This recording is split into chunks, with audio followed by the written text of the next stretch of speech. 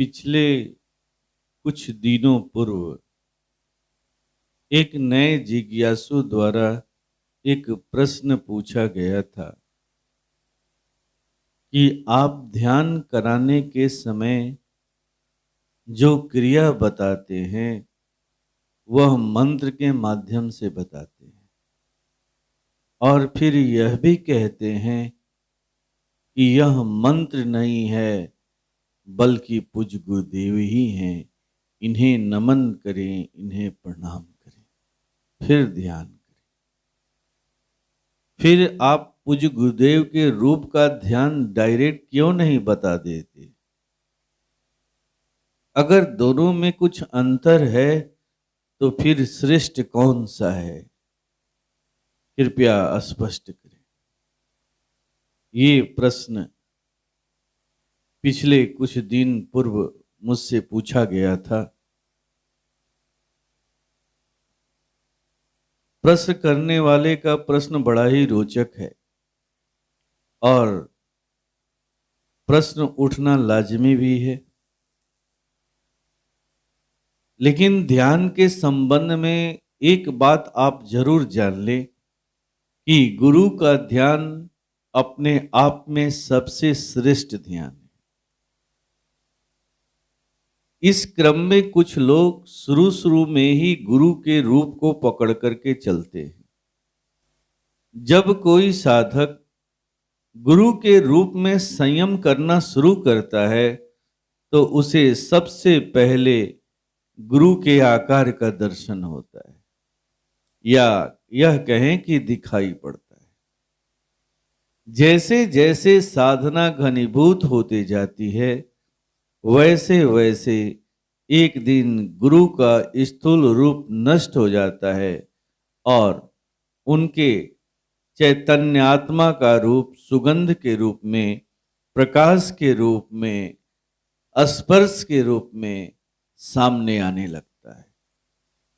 फिर आगे चलकर एक दिन यह भी समाप्त हो जाता है और साधक पूर्ण शांति में अवस्थित हो जाता है। यही गुरु का रूप वास्तविक गुरु है, जो कभी नष्ट नहीं होता, जिसकी कभी मृत्यु नहीं होती। यही गुरु का अमृत रूप है, जहां कोई कार्बन नहीं है।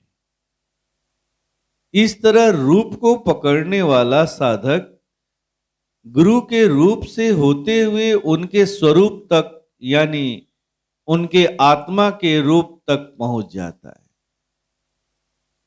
गुरु महाराज साहब कहते हैं, यही वो जगह है जहां सृष्टि की सारी आत्माएं एक हो जाती। इस तरह साधक अपने स्वरूप यानी अपने आत्मा को भी जान लेता है, उसके प्रकाश को पा लेता है। स्वरूप में पहुंचना ही ज्ञान की भूमि है। यहीं पर साधक के सारे भ्रम नष्ट होते हैं। बुद्धि के क्षेत्र से वह ऊपर उठ जाता है। यहीं पर उसे गुरु की विशालता का ज्ञान होता है, जो उसके स्वयं के अनुभूति के आधार पर है, किसी के द्वारा कहने सुनने के आधार पर नहीं है। दूसरे प्रकार के ध्यान में जो साधकों को मंत्र के माध्यम से कराया जाता है, उसमें साधक डायरेक्ट गुरु के स्वरूप पर अपना ध्यान केंद्रित करता है। इसके लिए गुरु उसे अपने वास्तविक गुरु रूप से परिचय कराने के लिए मंत्र को माध्यम बनाते हैं। इसी क्रम में वह कोई न कोई बीज मंत्र देते हैं। जैसे ही मंत्र हम बोलते हैं, मंत्र की स्थूलता टूटती है और गुरु का वास्तविक रूप सामने प्रकट हो जाता है। अब उस रूप को देखना होता है। जैसे ही दृष्टि मिलती है, यानी जैसे ही योग होता है, गुरु की ऊर्जा तुरंत आपको अपने लोक में लेकर के चली जाती। रूप की साधना में रूप माध्यम बना था और मंत्र की साधना में मंत्र माध्यम बनता है, लेकिन दोनों की उपलब्धि एक ही जगह पर पहुंच जाती है, गुरु के वितराग रूप के पास। इस वितराग रूप को जानते ही हम अपने स्वरूप को भी जान लेते हैं, पा लेते हैं। प्रश्न पूछने वाले को मेरी सलाह है कि आप वही करें जो आपको सहज लगता है। जहां तक हमारे पूज्य गुरुदेव द्वारा स्थापित दिव्य चेतना सत्संग के प्रणाली की बात है, तो उन्होंने हम सबों को मंत्र के माध्यम से अपने स्वरूप को जानने की बात की है। यह क्रिया शीघ्र अतिशीघ्र गुरु के विशालता एवं वितराग रूप का ज्ञान करा देती है। इसीलिए उन्होंने इस साधना का नाम ज्ञान योग साधना भी रखा है। गुरु के वितराग रूप से परिचय हो जाने के बाद शिष्य के अंदर किसी भी प्रकार का कोई संशय नहीं रह जाता। वह उस पतंगे के समान हो जाता है जो एक बार प्रकाश को देख ले तो पुनः अंधकार की ओर नहीं लौटता। हर स्थिति परिस्थिति में मरने मिटने के लिए तैयार रहता है और मिट भी जाता है। लौटते तो वही हैं जिन्होंने उस विशालतम रूप का अनुभव नहीं किया। जो साधक मंत्र के माध्यम से गुरु के स्वरूप पर संयम कर लेते हैं, अब वह जब भी रूप पर संयम करने का प्रयास करते हैं तो संयम बड़ी आसानी से होने लगता है।